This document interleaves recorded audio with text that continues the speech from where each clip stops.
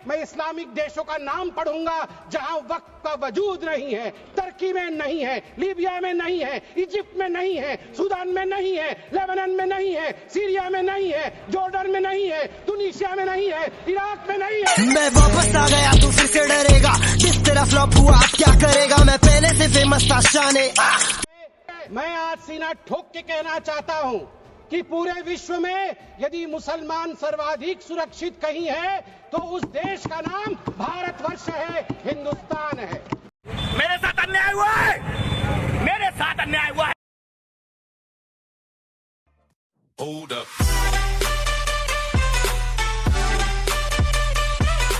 ये एक ऐतिहासिक बिल के पारित होने के समय में आज लोकसभा में मौजूद हूं और वहीं मुझे दुख की भी अनुभूति हो रही।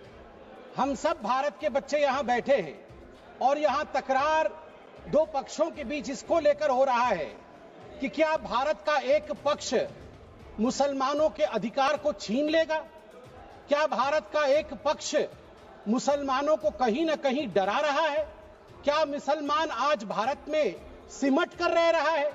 सभापति महोदय, मैं आज सीना ठोक के कहना चाहता हूं कि पूरे विश्व में यदि मुसलमान सर्वाधिक सुरक्षित कहीं है तो उस देश का नाम भारतवर्ष है, हिंदुस्तान है। मेरे साथ अन्याय हुआ है, मेरे साथ अन्याय हुआ है।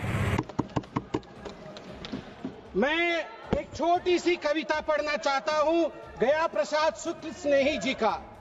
किसी को नहीं बनाया दास, किसी का किया नहीं उपहास, किसी का छीना नहीं निवास, किसी को दिया नहीं त्रास, वही हम है भारत संतान, वही हम है भारत संतान। उनका सुख है मेरा सुख है, उनका दुख है मेरा दुख है। किसी का कुछ छीना नहीं है, हमेशा दिया है। जो शरणार्थी बन के आया है उसको गले से लगाया है। और केरल की बात हो रही थी, मैं धन्यवाद देता हूं केरल की भूमि को, प्रणाम और वंदन करता हूं केरल की भूमि को। वहीं से आदि शंकराचार्य जी भी आए और केरल की भूमि में कोडंगलूर तालुक के मेथला गांव में स्थित है भारतवर्ष की पहली मस्जिद चेरामल जुमा मस्जिद।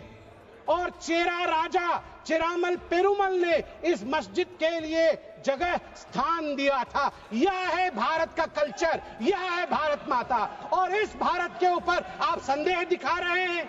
क्या स्थिति है आज वक्फ को लेकर इस्लामिक देशों में?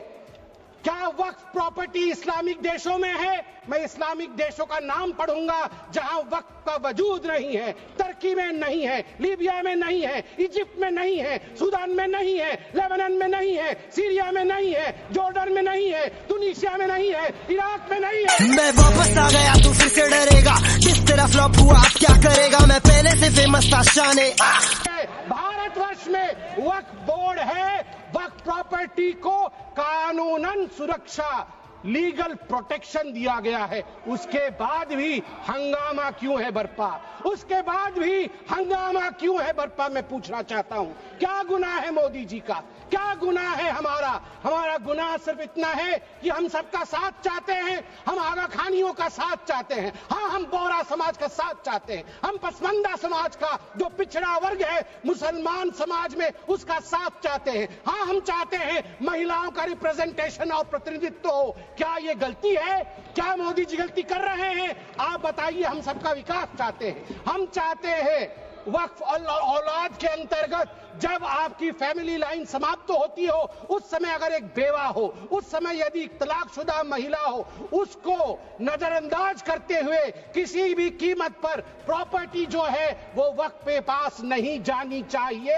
ये अगर मोदी जी सुरक्षित महिला को सुरक्षा दे रहे हैं, सुनिश्चित कर रहे हैं, तो किसी को क्या दिक्कत हो रही है? मैं यहां कहना चाहता हूं, जहां तक दान, क्योंकि वक्फ का मतलब दान होता है और हर धर्म में, मेरी बहन अभी सिख धर्म के विषय में बता रही थी, मंत्री जी भी सिख धर्म के विषय में बता रहे थे, सेवा और दान, इसके आधार पर सिख धर्म आज देश का विदेश में जाना जाता है।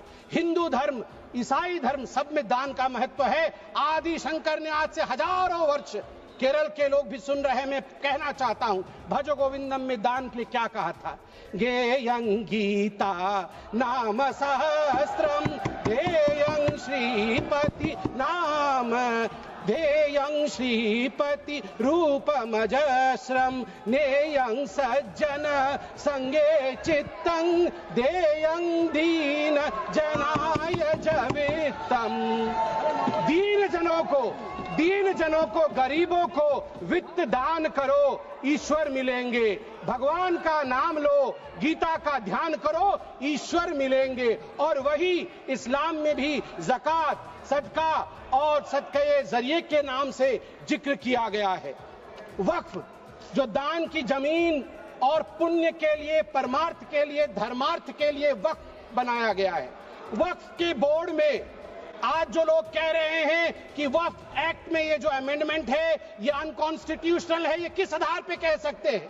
1995 में वक्फ एक्ट आया, मतलब उससे पहले से चल रहा था। 1995 एक्ट के अंतर्गत अभी हम चल रहे हैं। 1995 के बाद अब याद करिए 2013 में भी अमेंडमेंट हुआ। उससे पहले 1954 में, 1959 में, 1964 में, 1969 में और 1984 में अमेंडमेंट्स या संशोधन हुए हैं। अगर वो सारे संशोधन ठीक थे तो आज ये संशोधन अनकॉन्स्टिट्यूशनल कैसे हो सकते हैं? सही पकड़े हैं।